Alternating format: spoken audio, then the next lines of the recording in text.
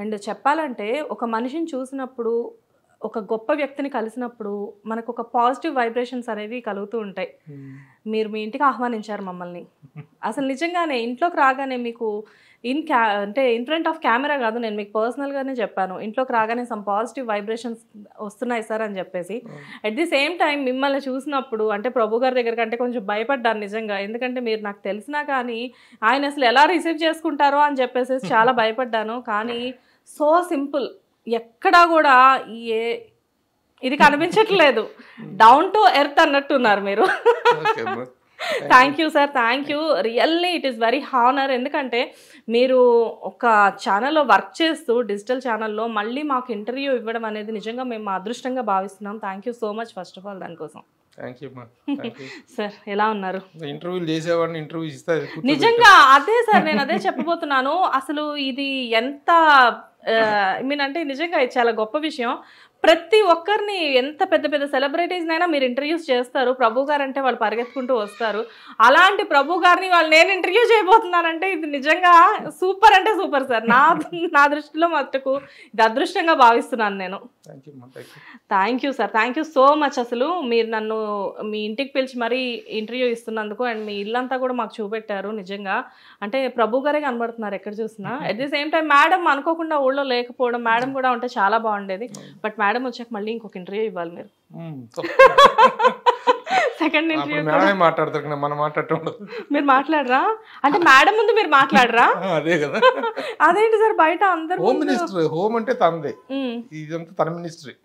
House keeping అని ఇంటిని ఇంత శుభ్రంగా ఇంత టైడీగా హౌస్ కీపింగ్ లో తను she is a wonderful lady. Madhavi కనబడుతుంది కదా సార్ అసలు ఆ ఇల్లు చూసి ఇల్లాలని చూడమంటారు కదా, ఆ విధంగా తను she is the queen of this house. ఇల్లు చూసి ఇల్లాలని చూడు అంటే అది నిజం సార్. కాకపోతే మేడం లేనప్పుడు కూడా ఇల్లు ఇంత నీట్ గా పెట్టుకోవడం మీ క్రెడిట్ కూడా. ఇంట్లో ఎక్కడా కూడా కొంచెం కూడా ఏలేదు, ఆడ చేసి శుభ్రంగా నీట్ గా చేసి పెట్టిన ఇంట్లో మనం జడగొట్టుకుంటే చాలు. అంతేనా? ఓకే సార్, సో చెప్పండి అసలు ఎలా మీ ప్రయాణం ఎలా మొదలైంది? ప్రయాణం ఉన్నది మా నేటివ్ ప్లేస్ మాచర్ల, మా గుంటూరు జిల్లా మాచర్ల. నేను అక్కడ 10th క్లాస్ ఇంటర్మీడియట్ ఇంగ్లీష్ ట్యూటర్గా చేసేవాడిని. అట్ ద సేమ్ టైం పగలపూటేమో ఈ పెస్టిసైడ్స్ కంపెనీస్, డెమోక్రాన్ ఓక్రాన్ మందులు ఉంటాయి కదా పొలాల్లో వేసేటి, క్రిమి సంహారక మందులు అంటారు పెస్టిసైడ్స్. ఆ పెస్టిసైడ్స్ కంపెనీకి రిప్రజెంటేటివ్గా చేసేవాడిని.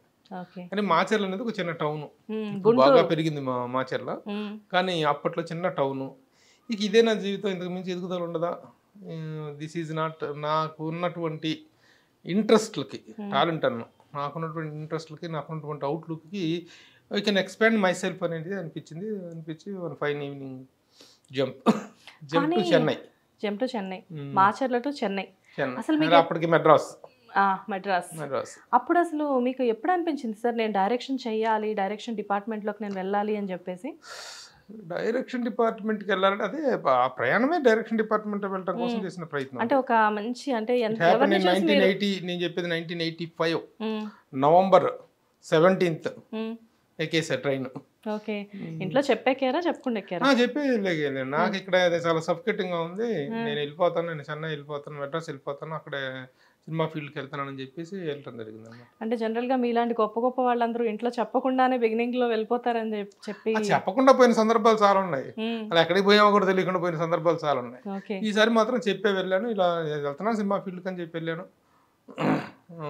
1000 రూపాయలు జేబులో వేసుకుని చెన్నై వస్తుంది, మెడ్రాస్ పర్వాలేదు. 1985లో మీరు చెన్నై వెళ్తే ఆ టైంలో అది ఇంట్లో భయపడి ఉండాలి. ఎందుకంటే ఇక్కడ మాచర్ల అనే ఒక గ్రామంలో మీరు చేసుకునే చిన్నపాటి బిజినెస్ అనుకుందాము, జాబ్, దాన్ని వదిలిపెట్టి మీరు చెన్నై వెళ్తానంటే ఇంట్లో అంత తేలిగ్గా ఒప్పుకున్నారా? ఎవరు ఒప్పుకుంటారు, వింటారు అనేటువంటిది లేదు కదా. నేను వెళ్తున్నా అంతే. మా నాన్నగారు డాక్టర్, ఆయన నా చిన్న వయసులోనే చనిపోయారు. అమ్మ, ఆ 2 అన్నయ్యలు అక్కయ్యలు, నేను లాస్ట్ వాడిని. ఇంకా అప్పట్లో ఏముంది, చెప్పినా వినే రకం కాదు కదా.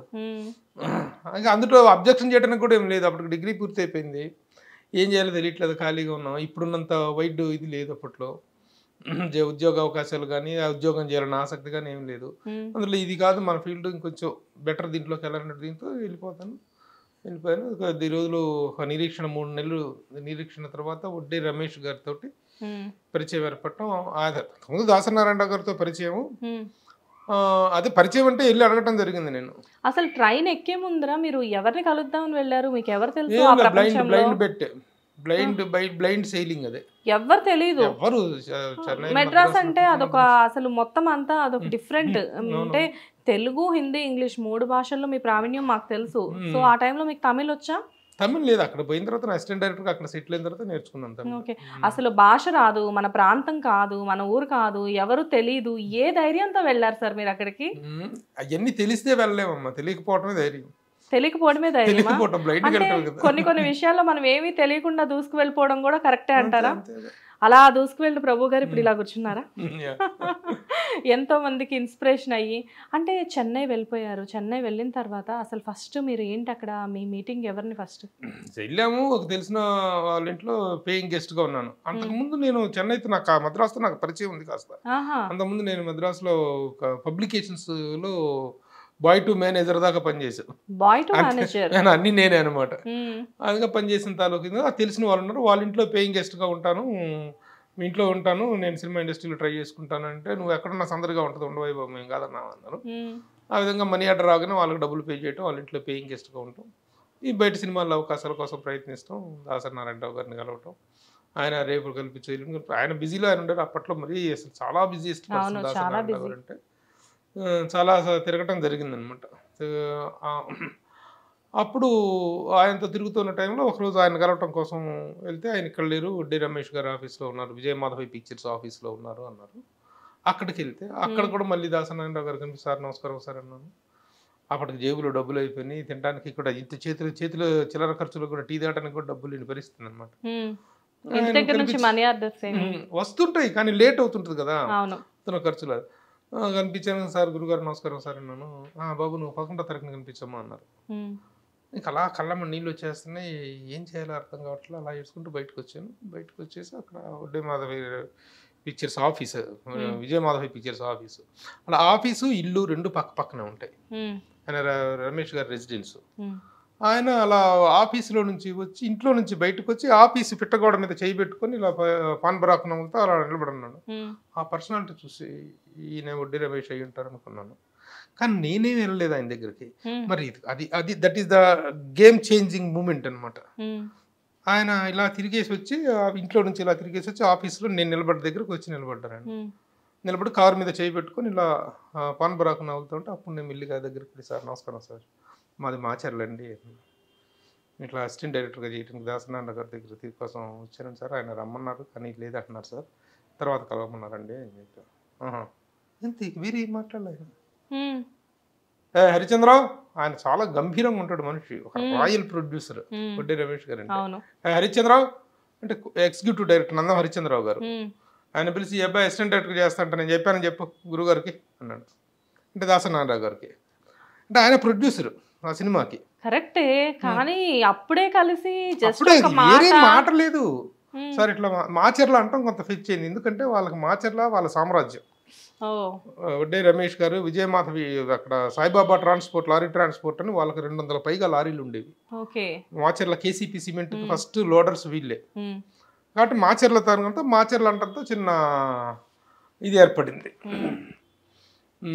ఆయన కరెక్ట్ అయ్యారు అక్కడ. ఆయన ఎవరో అనుకోకండి, ఆయన మన వడ్డే నవీన్ గారి తండ్రి గారు విజయమాధవి పిక్చర్స్ అధినేత. అంటే అసిస్టెంట్ డైరెక్టర్గా ప్రొడ్యూసరే ఓకే అన్న తర్వాత ఇక డైరెక్టర్కి ఏమి పెద్ద అబ్జెక్షన్ ఉండదు. ఎందుకంటే ప్రొడ్యూసర్ మీద ఎక్స్ట్రా భారం వేస్తామని చెప్పేసి కదా డైరెక్టర్లు అవకాశాలు లేకుండా పోతుంటారు, ఇవ్వలేకపోతుంటారు. ప్రొడ్యూసరే ఓకే అనేటప్పటికి ఓకే అన్నారు. ఆ విధంగా నేను అసిస్టెంట్ డైరెక్టర్గా చేరినటువంటి తొలి సినిమా విశ్వనాథ నాయకుడు. అసలు నేను ఏ సినిమాగా చేస్తున్నానో కూడా నాకు తెలియదు, నన్ను ఏ సినిమాకి అసిస్టెంట్ డైరెక్టర్గా పెట్టుకున్నారో కూడా నాకు తెలియదు. ఆఫీస్లోకి వెళ్ళి మొత్తం ఫైల్స్ గీల్స్ అన్ని అబ్బాయిని అసిస్టెంట్ డైరెక్టర్గా పెట్టుకున్నారని చెప్పి డైరెక్షన్ డిపార్ట్మెంట్కి అప్పచెప్పారు. అప్పుడు చూస్తే విశ్వనాథ నాయకుడు తొలి సినిమా. ఆ కాస్టింగ్ చూసి కళ్ళు తిరిగిపోయినాయి నాకు. కృష్ణ గారు, సూపర్ స్టార్ కృష్ణ గారు, రెబల్ స్టార్ కృష్ణరాజు గారు, నడిగర తిలకం శివాజీ గణేషన్ గారు, జయప్రద, ఇక నటులందరూ ఉన్నారు దాంట్లో. మొదటి సినిమాలోనే అంత- గొప్ప గొప్ప వాళ్ళందరితో మీరు కలిసి పనిచేశాం. పనిచేశారంటే అయితే ఆ సినిమా ఏమైందంటే కొన్ని కారణాల వల్ల లేట్ అయింది షూటింగ్ అంతా. సంవత్సరంన్నర పాటు జరిగింది. ఈ సంవత్సరంన్నర పాటు జరగడంతో షూటింగ్ పాటు అందరూ కో డైరెక్టర్లు, అసోసియేట్ డైరెక్టర్లు అందరూ మానేశారు. వాళ్ళు వేరే వేరే షూటింగ్కి వెళ్ళిపోయారు. నేను ఒక్కడిని మిగిలిపోయా. ఒక సింగిల్ హ్యాండెడ్గా నందం హరిశ్చంద్రరావు గారు ఎగ్జిక్యూటివ్ డైరెక్టర్, నేను, మేమిద్దరమే ఆ సినిమా మొత్తం, అంటే అసిస్టెంట్ డైరెక్టర్కే ఉంటుంది భారం అంతా. ఆ సింగిల్ హ్యాండెడ్గా ఫినిష్ చేశాను ఆ సినిమా. ఒకసారి కృష్ణ గారితో డబ్బింగ్ చేపిస్తాం, కృష్ణరాజు గారికి డబ్బింగ్ చేపిస్తాం, శివాజీ గణేష్ గారి కోసం జగ్గయ్య గారితో డబ్బింగ్ చేపిస్తాం. ఈ విధంగా ఒక ఫస్ట్ అప్రెంటిస్గా చేసినట్టు సెలు సినిమాకి విపరీతమైనటువంటి ఎక్స్పీరియన్స్ రావటం, ఇంతమంది ప్రముఖులతో కలిసి పనిచేయటం గొప్ప ఆపర్చునిటీగా అయింది. Hit TV presents like, share, comment. TV వాళ్ళకు కూడా నేను ఒక సర్ప్రైజ్ ఇద్దాం అనుకుంటున్నాను. మీరు మాత్రమే జెస్సీ ఎందుకు అయ్యారు? ఇలాంటి అమ్మాయిలకి పిలవడానికి బాగుంటుంది. చందు సాయికి like you and have a, జనాలకి ఒక పేరు నచ్చిందంటే దీనికి ఒక ప్రాసెస్ ఉంటుంది. ఎందుకు ప్రాసెస్ డైరెక్ట్‌గా వెళ్ళిపోదాం. ఏదైనా ఒకటి మర్చిపోయినావా నువ్వు? మర్చిపోయినా మేడం, ఏం మర్చిపోయావు? నా గుండె. ఏదో ఆ టైంకి మన సుడి బాగుంటే ఎవరన్నా చూపిస్తే రాయగలం కానీ డోర్ టు డోర్ సేల్స్ చేసేవాళ్ళు. శారీ వస్తుంది, శారీలో వెనకాల కట్టుకుని